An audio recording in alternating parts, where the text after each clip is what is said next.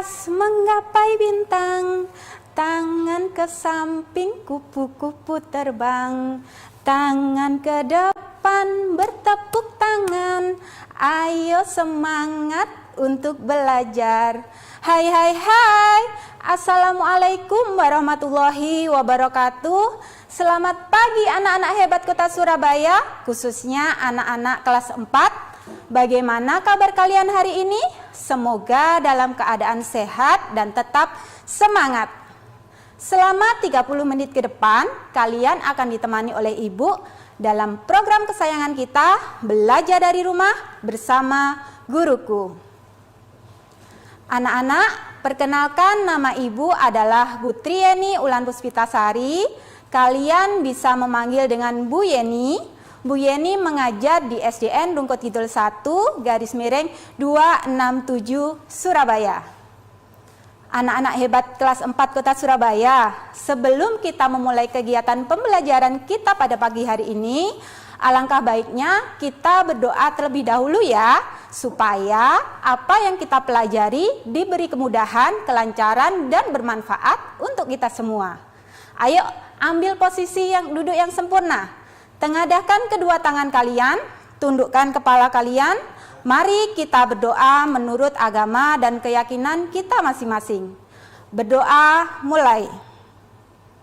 Berdoa selesai. Anak-anak, apakah kalian tahu apa yang akan kita pelajari hari ini? Ya, kita akan belajar tema 3, subtema 3 tentang keseimbangan dan kelestarian sumber daya alam.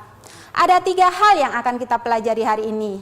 Yang pertama, siapa ya yang berkewajiban menjaga keseimbangan dan kelestarian sumber daya alam? Yang kedua, contoh-contoh tindakan cara menjaga keseimbangan dan kelestarian sumber daya alam. Dan yang ketiga, ciri-ciri warga yang cinta lingkungan. Tapi sebelum kita pelajari satu persatu materi ini, ibu mau mengajak kalian untuk bernyanyi. Siapa yang suka bernyanyi? Bernyanyi apa Bu Yeni? Ya, kita akan bernyanyi lagu Peduli Lingkungan yang akan kita nyanyikan dengan nada lagu daerah Ampar-Ampar Pisang. Pastinya kalian sudah tahu tentang lagu daerah tersebut, bukan? Sudah siap bernyanyi bersama? Let's go!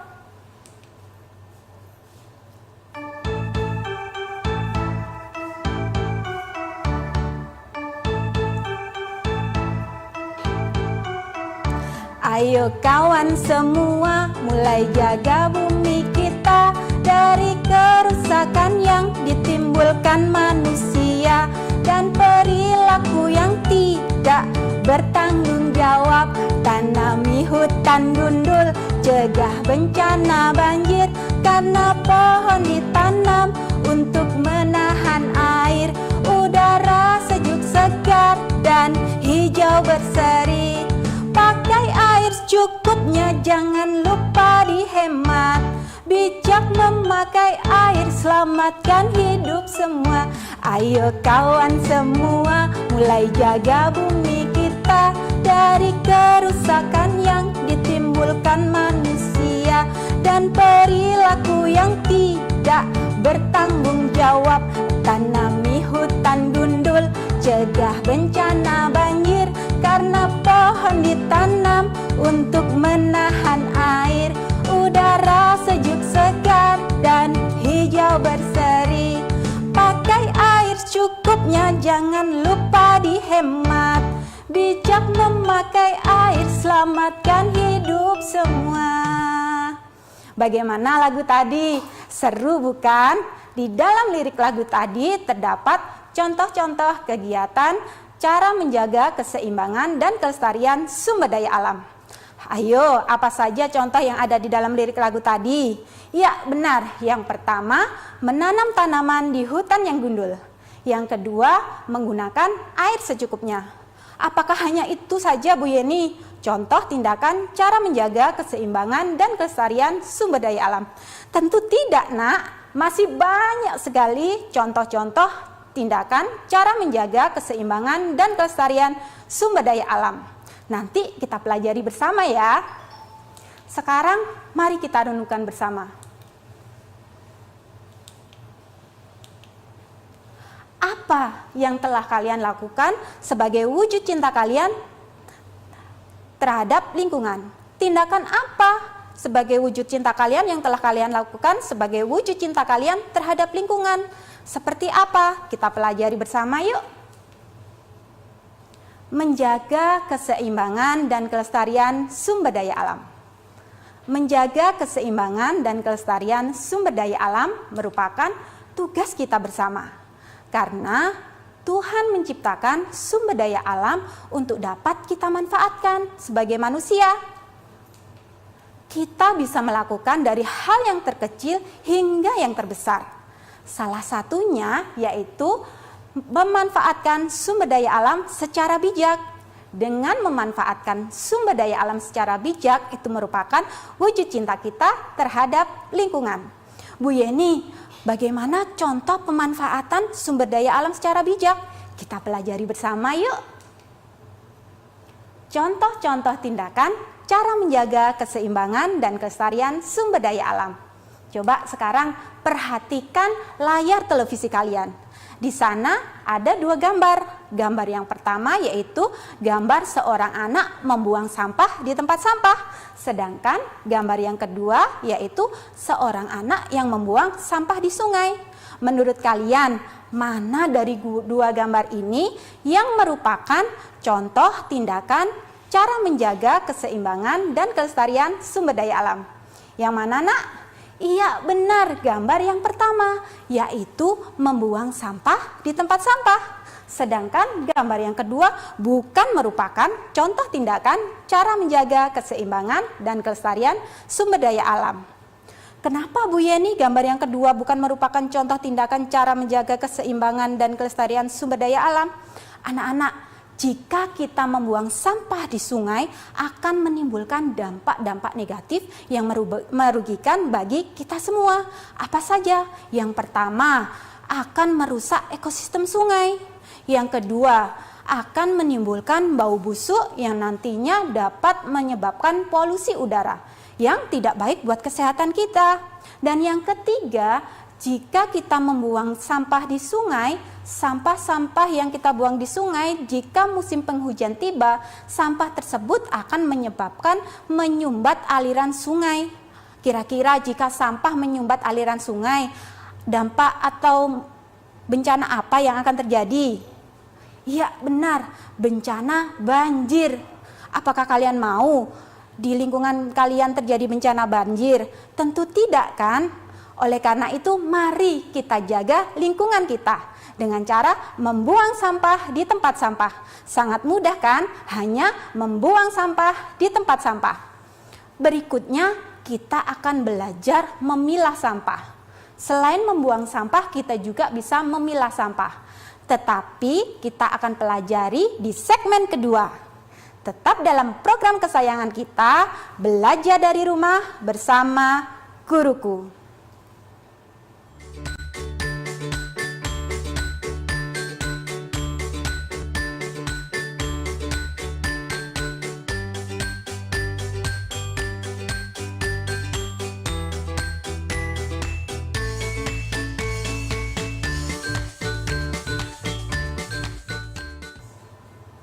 Hai, berjumpa lagi dalam program kesayangan kita, belajar dari rumah bersama guruku. Anak-anak hebat kelas 4, tadi kita sudah belajar satu contoh tindakan cara menjaga keseimbangan dan kelestarian sumber daya alam, yaitu membuang sampah di tempat sampah.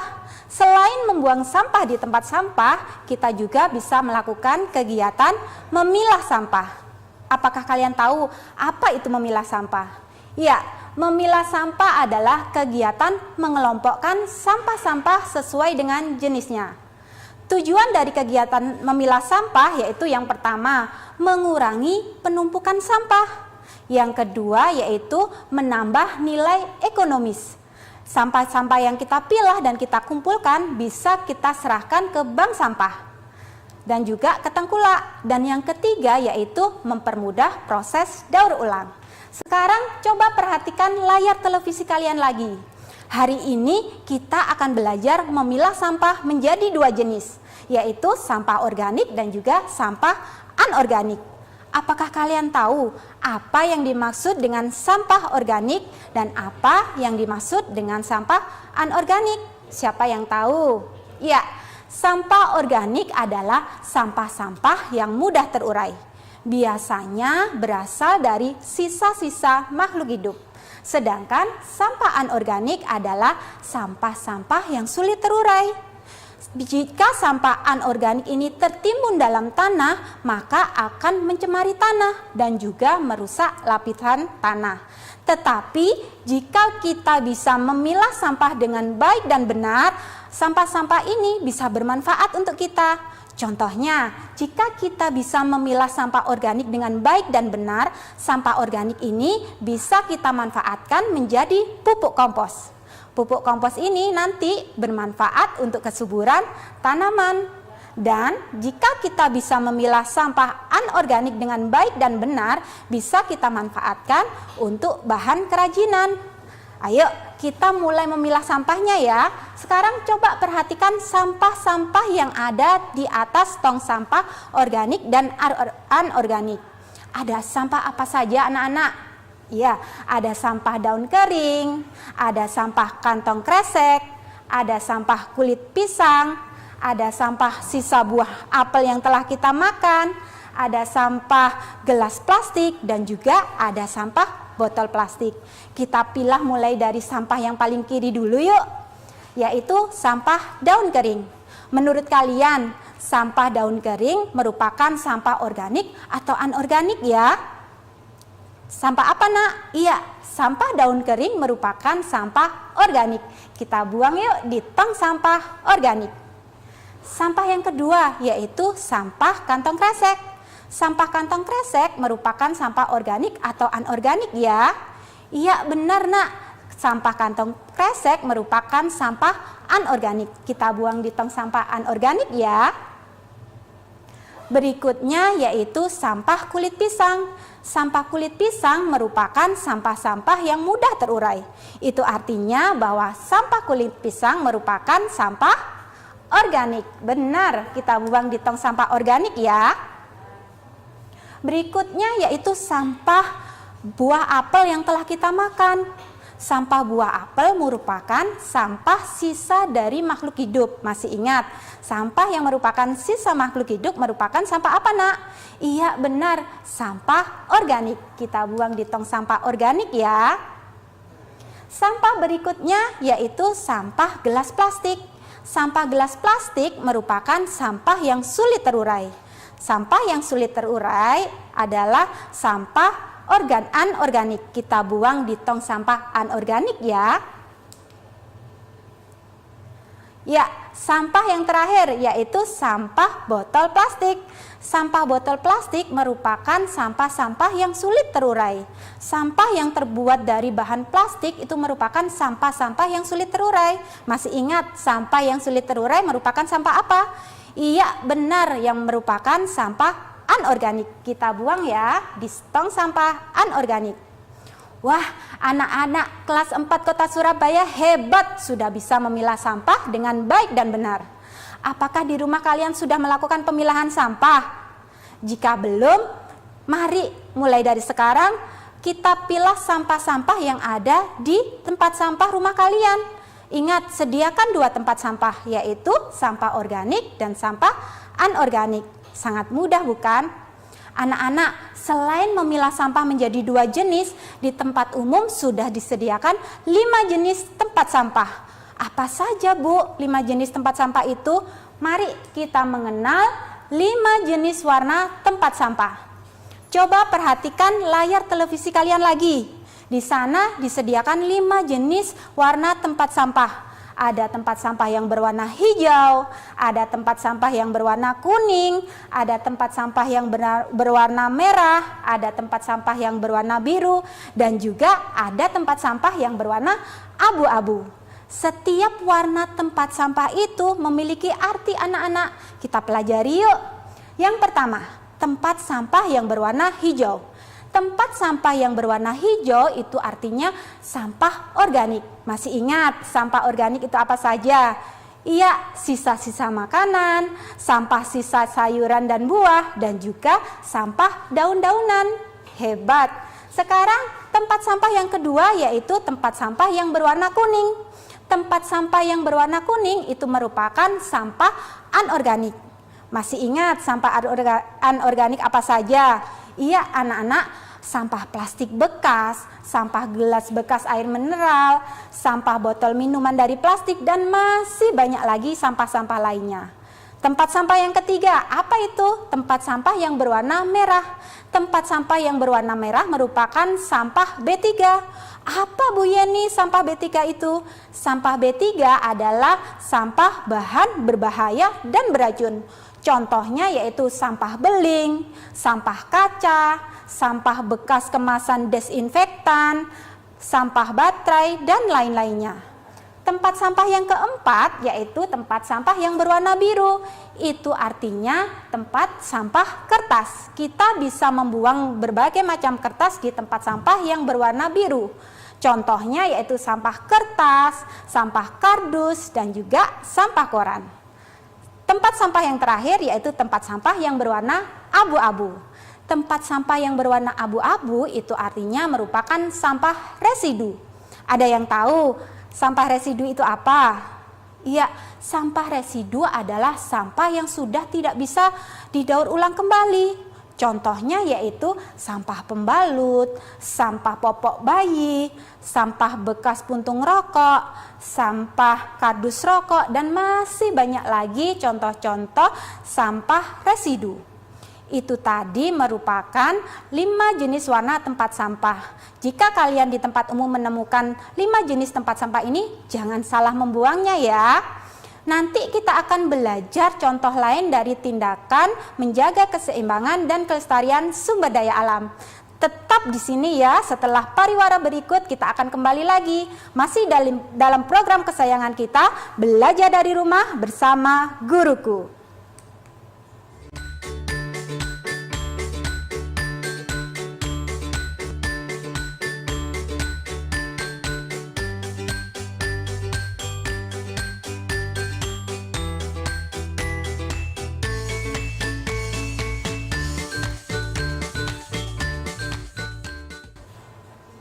Hai, kembali lagi dalam program kesayangan kita, belajar dari rumah bersama guruku. Anak-anak, tadi kita sudah belajar memilah sampah menjadi 2 jenis dan juga mengenal 5 jenis warna tempat sampah. Kali ini kita akan melanjutkan belajar contoh tindakan cara menjaga keseimbangan dan kelestarian sumber daya alam. Coba perhatikan layar televisi kalian kembali. Di sini ada 2 gambar. Yang pertama menanam tumbuhan, gambar yang kedua menebang pohon sembarangan. Menurut kalian dari 2 gambar itu mana yang merupakan contoh tindakan cara menjaga keseimbangan dan kelestarian sumber daya alam? Yang mana nak? Iya benar, gambar yang pertama yaitu menanam tumbuhan. Sedangkan gambar yang kedua bukan merupakan contoh tindakan cara menjaga keseimbangan dan kelestarian sumber daya alam. Masih ingat lirik lagu yang di awal kita nyanyikan? Apa manfaat menanam tumbuhan? Yang pertama yaitu membuat udara sejuk dan segar. Sedangkan gambar yang kedua, jika kita lakukan akan menimbulkan dampak negatif yang merugikan kita. Yang pertama, membuat udara menjadi panas. Kedua, merusak ekosistem yang ada di sana. Dan yang ketiga, jika itu dilakukan di dataran yang tinggi, maka akan menyebabkan bencana longsor. Untuk itu, mari kita tanami tanaman sebanyak-banyak mungkin di lingkungan kita supaya lingkungan kita terjaga dan terhindar dari bencana tanah longsor dan juga lingkungan kita menjadi sejuk dan segar. Contoh berikutnya, coba perhatikan 2 gambar ini lagi. Menurut kalian dari 2 gambar ini, mana yang merupakan contoh tindakan cara menjaga keseimbangan dan kelestarian sumber daya alam? Gambar yang pertama yaitu menyiram dan merawat tanaman. Selain kita menanam tumbuhan, kita juga wajib menyiram dan merawat tanaman. Bukan seperti gambar yang kedua. Jika kita tidak merawatnya, maka tumbuhan itu akan layu, bahkan juga bisa mati. Untuk itu kita sirami dan rawat tumbuhan kita. Bagaimana Bu Yeni cara merawat tanaman kita? Selain menyiram, kita juga bisa memberi pupuk kepada tanaman itu. Selain itu, kita juga bisa mencabuti rumput-rumput liar yang mengganggu tanaman itu. Dan juga bisa menempatkan tanaman-tanaman itu di tempat yang terkena sinar matahari. Contoh berikutnya, coba perhatikan dua gambar lagi yang ada di layar televisi kalian. Yang pertama, merawat hewan peliharaan dengan baik. Gambar yang kedua yaitu menelantarkan hewan peliharaan. Jika kalian memiliki hewan peliharaan, apa yang harus kalian lakukan? Yang mana yang merupakan contoh tindakan cara menjaga keseimbangan dan kelestarian sumber daya alam? Iya, benar. Gambar yang pertama, kita harus merawat hewan peliharaan dengan baik. Tidak boleh menelantarkannya. Bagaimana cara memeliharanya? Yang pertama, kita siapkan kandangnya, tempat tinggalnya. Kalau kita sudah menyiapkannya, jangan lupa kita bersihkan. Selain menyiapkan tempat tinggalnya, kita juga wajib memberi makan dan minum hewan peliharaan kita. Dan jika hewan peliharaan kita sakit, kita harus bawa kemana, Nak? Iya benar, kita bawa ke dokter hewan supaya hewan kita menjadi sehat kembali. Contoh yang terakhir, contoh tindakan cara menjaga keseimbangan dan kelestarian sumber daya alam.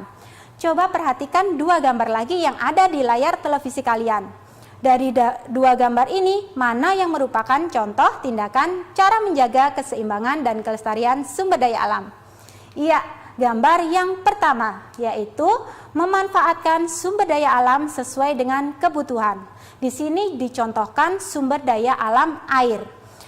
Kita tahu bahwa sumber daya alam air ini tersedia sangat melimpah, tetapi jika kita tidak memanfaatkan dengan baik dan benar, sumber daya alam ini juga akan lama-kelamaan habis. Untuk itu, jangan seperti gambar kedua, kita jika selesai menggunakannya harus menutupnya supaya sumber daya alam tidak terbuang dengan percuma.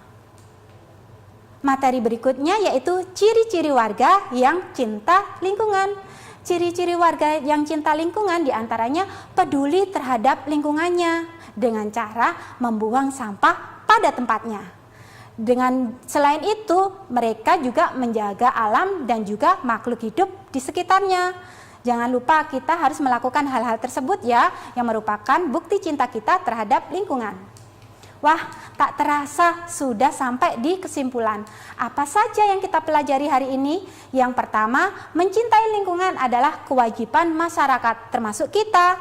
Yang kedua, banyak cara untuk mencintai lingkungan, diantaranya membuang sampah di tempat sampah, menanam tanaman, dan juga memanfaatkan sumber daya alam secara bijak. Berikutnya, ciri-ciri warga yang cinta lingkungan diantaranya peduli terhadap lingkungannya. Dan yang terakhir, mari kita mulai dari hal yang terkecil untuk menjaga lingkungan kita. Karena dengan menjaga lingkungan kita, kita juga memberi hak orang lain untuk hidup bersih dan nyaman. Anak-anak, untuk tugas kalian di rumah, lakukan 3 kegiatan yang merupakan bukti wujud cinta kalian terhadap lingkungan. Lakukan 3 hal saja, foto dan kirim ke guru kelas kalian masing-masing ya. Sebelum Ibu akhiri, Ibu berpesan tetap patuhi protokol kesehatan. Ingat 5M. Memakai masker, menjaga jarak, mencuci tangan, menjauhi kerumunan, dan juga mengurangi mobilitas. Tak terasa 30 menit sudah kebersamaan kita. Kita nanti akan bertemu di acara berikutnya. Tetap dalam program kesayangan kita, belajar dari rumah bersama guruku. Wassalamualaikum warahmatullahi wabarakatuh. Bye-bye.